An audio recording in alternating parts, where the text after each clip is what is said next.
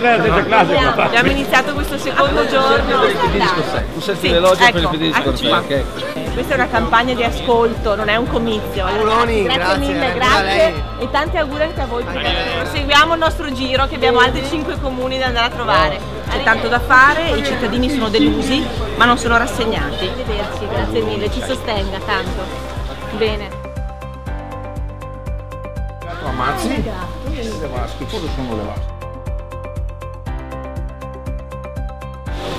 Ale! Viva Alessandra!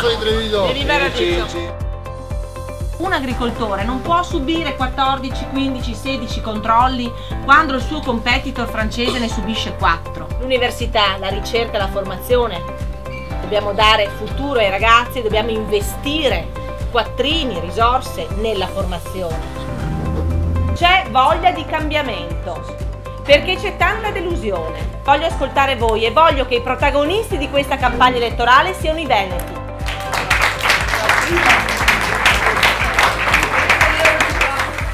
E voglio andare nei luoghi come questo bar da Coccio, dove la gente si ritrova a parlare ogni giorno e a commentare, a discutere, a confrontarsi. Se stanno bene i bambini, se stanno bene gli anziani nelle città, che sono le persone più fragili, stanno bene tutti. Il sentimento che c'è nei veneti non è quello della rassegnazione, ma è quello della delusione. E io devo dare una risposta a questa delusione.